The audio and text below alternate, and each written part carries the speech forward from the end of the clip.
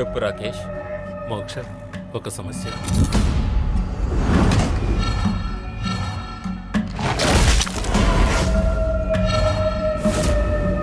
నేను వస్తాను. Okay okay. ఏమంటున్నావు అన్నా? మంజునా? అవునరా, మంజు. ఇప్పుడేం చేద్దామన్నా? మోక్ష అంతా చూసుకుంటాడు.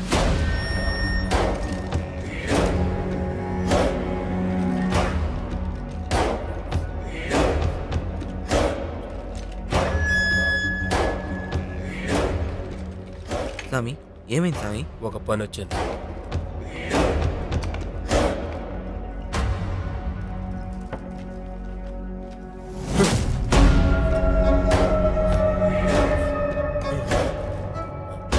ఘోరాధిపతి,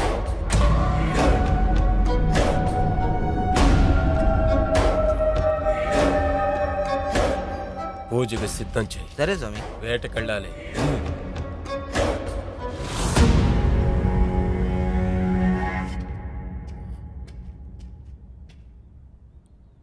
మంజు, నువ్వు ఇంకా ఇక్కడే ఉన్నావని నాకు తెలుసు. నువ్వు చెప్పినట్టు ఇంటి నుంచి వెళ్ళనంటున్నావు. దినేష్ని పైనుంచి తోసి చంపావు. నెక్స్ట్ నేనే కదా. రా.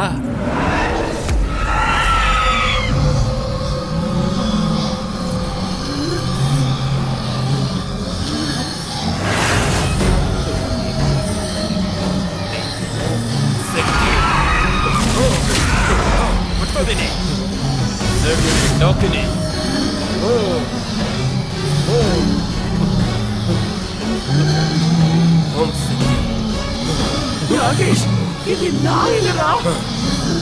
నువ్వేం చేసినా సరే నేను చంపకుండా వదలను.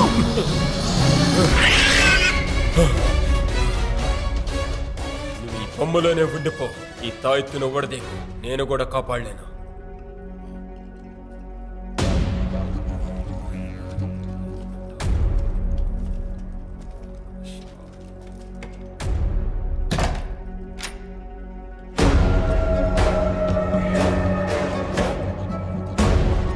టేబుల్ ఒకటి తీసుకురా. ఇదే సరైన ప్రదేశం. అగ్ని భాగం. ఇదిగో, ఇది పట్టుకో. ఏయ్,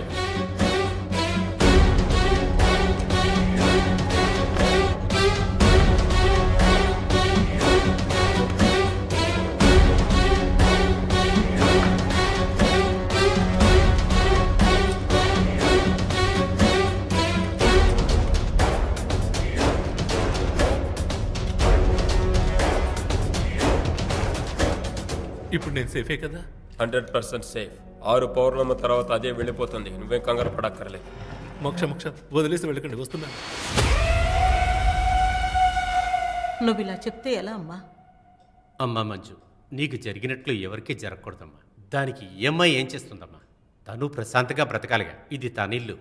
మణి, నా ఒళ్ళంతా ఎలా కాలిపోయిందో తెలుసా? నేను మణి మణి అని పిలిచాను, కానీ నువ్వు రానే లేదు కదా. వెళ్ళు. రే, ఆ రోజు మేము లేవురా. ఉండుంటే వదిలేసేవాడినారా?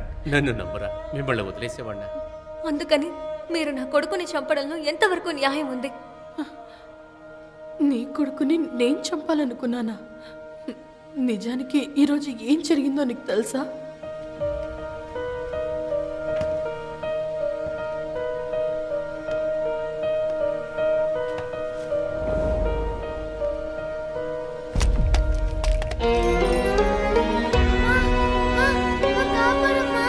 రాహుల్,